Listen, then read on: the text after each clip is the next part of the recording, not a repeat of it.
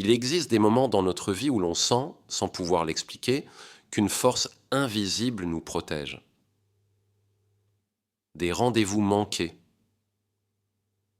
des portes fermées, des pertes douloureuses qui, avec le recul, se révèlent être des bénédictions déguisées. Carl Jung, l'un des plus grands explorateurs de l'âme humaine, nous a rappelé que ce que nous appelons hasard n'est souvent qu'une synchronicité, un signe que l'univers communique avec nous. Aujourd'hui, nous allons plonger ensemble dans 4 signes profonds qui révèlent que vous êtes peut-être protégé par une puissance plus grande que vous. Le premier signe, les retards. Avez-vous déjà remarqué que certaines choses n'arrivent pas quand vous les souhaitez? Vous attendez un appel, une opportunité, une rencontre, mais tout semble repoussé. Sur le moment, cela paraît frustrant, injuste. Mais parfois, ces délais sont des gestes invisibles de protection. Jung nous rappelle que l'inconscient collectif agit à travers des synchronicités. Un retard peut être un alignement secret. L'univers vous empêche d'être au mauvais endroit, au mauvais moment. Ce qui ne se produit pas, ce que vous croyez avoir perdu en temps, est peut-être un miracle silencieux. Le deuxième signe, les refus. Vous rêvez d'un poste, d'une relation, d'un projet, mais la réponse est non. Vous ressentez un échec, une blessure à l'ego.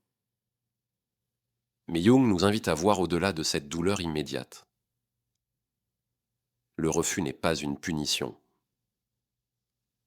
c'est une protection. L'univers ferme certaines portes pour vous orienter vers votre véritable chemin d'individuation, ce processus par lequel chacun se rapproche de son soi authentique. Ce qui vous échappe aujourd'hui pourrait être exactement ce qui vous sauve demain. Le troisième signe, les pertes. Un objet précieux, une relation, une situation stable, et soudain, tout disparaît. La perte nous plonge souvent dans la douleur et l'incompréhension. Mais parfois, ce vide créé ouvre l'espace pour que quelque chose de plus juste entre dans votre vie. Jung a souvent parlé de l'ombre, ces parties de nous que nous refusons de voir. Les pertes, aussi brutales soient-elles, nous forcent à rencontrer cette ombre, à transformer la souffrance en croissance intérieure. Ainsi, ce que vous croyez être une punition peut être la main invisible qui vous guide vers votre renaissance. Le quatrième signe, les synchronicités. Ces coïncidences troublantes, ces rencontres improbables, ces phrases entendues au bon moment. Jung a donné un nom à ces miracles du quotidien, la synchronicite. Ce ne sont pas des hasards, mais des signes que l'univers dialogue avec vous. Quand tout semble s'aligner, quand les événements extérieurs répondent à vos pensées intérieures, c'est souvent le signe que vous êtes protégé, accompagné, guidé par une intelligence plus vaste que la vôtre. Alors, rappelez-vous, les retards, les refus, les pertes et les synchronicités ne sont pas des punitions. Ce sont des formes mystérieuses de protection. Des miracles cachés dans les plis de votre vie. Ainsi, nous arrivons au terme de notre exploration. Nous avons parcouru les 4 signes, ces moments de synchronicité profonde, de grâce inattendue, d'intuition protectrice et de souffrance transformatrice, qui suggèrent non pas une simple coïncidence, mais une protection universelle et intelligente à l'œuvre dans la trame de nos vies. Mais du point de vue de Carl Jung, il ne s'agit pas d'un Dieu externe qui interviendrait d'en haut. C'est bien plus intime et bien plus puissant. Jung nous invite à regarder vers l'intérieur, vers la couche la plus profonde de la psyché, vers ce qu'il a nommé le soi. Le soi est l'archétype de la totalité, l'étincelle divine intérieure, l'essence centrale et éternelle de qui vous êtes, qui est simultanément connectée à l'ensemble du cosmos. Cette puissance supérieure, cette protection universelle est, au sens jungien, l'activité du soi. C'est votre être le plus profond qui orchestre votre individuation, votre voyage pour devenir qui vous êtes destiné à être. Les synchronicités ne sont pas des signes venus de l'extérieur.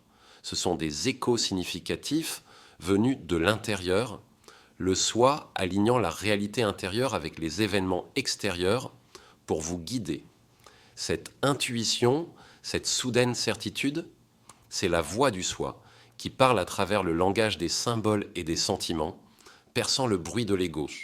Même la souffrance, les périodes difficiles qui semblaient un rétrécissement du chemin, n'étaient-ce pas une punition? Elles étaient le privation boni nécessaire, le retrait du bien que les alchimistes et Jung lui-même ont décrit, forçant l'ego à lâcher prise, pour qu'une conscience plus grande et plus résiliente puisse émerger. L'univers n'était pas contre vous, votre propre âme vous protégeait d'une vie dénuée de sens, en vous forçant sur le chemin de la profondeur. Alors, que faire de ce savoir? Ce n'est pas une vérité à simplement ranger. C'est un appel à une participation active. C'est un appel à ce que Jung nommait l'imagination active, à engager un dialogue avec cette présence protectrice, à s'asseoir en contemplation tranquille et à demander « Qu'est-ce que tu essaies de me montrer? Quel motif ne vois-je pas ?» C'est un appel à honorer vos rêves, car ils sont le langage le plus pur que le soi utilise pour communiquer. Gardez un journal près de votre lit, notez les symboles, interrogez-les. C'est un appel à être attentif aux répétitions dans votre vie, les personnes que vous rencontrez sans cesse, les défis qui reviennent sans arrêt. Ils ne sont pas aléatoires, ils sont le curriculum vitae de votre âme. Ce chemin ne consiste pas à éviter l'obscurité, mais à apprendre à voir dans le noir. La protection n'est pas un bouclier qui empêche toute épreuve, c'est une boussole qui garantit qu'aucune épreuve n'est gaspillée. Elle assure que chaque chute mène à une couche plus profonde de compréhension et que chaque blessure devient une fenêtre. Vous êtes protégé, non pour une vie facile, mais pour une vie de sens. Vous êtes guidé vers votre place unique, nécessaire et irremplaçable dans le grand mystère de l'être. Cette relation avec le protecteur intérieur exige quelque chose de vous. Elle exige du courage. Le courage de faire confiance à l'irrationnel, de faire confiance à une intelligence plus profonde que votre esprit logique. Elle exige de l'humilité pour accepter que votre ego conscient n'est pas le maître de cette maison, mais un participant vital d'un drame bien plus vaste. Et elle exige de la responsabilité d'écouter les appels, de suivre les signes et d'intégrer leur signification dans votre vie quotidienne. Ressentir cette protection, c'est savoir que vous n'êtes jamais seul. Vous êtes en conversation avec l'Éternel. Vous êtes maintenu au sein d'un modèle d'une immense intelligence et d'un immense dessein. Votre tâche n'est pas de supplier pour une intervention, mais d'apprendre à écouter, à coopérer et à dire oui au voyage. Merci de votre écoute. Puisse cette compréhension servir de clé pour déverrouiller un dialogue plus profond entre vous et la présence protectrice au sein de votre propre âme. Allez en paix.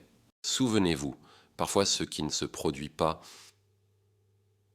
est le plus grand des miracles.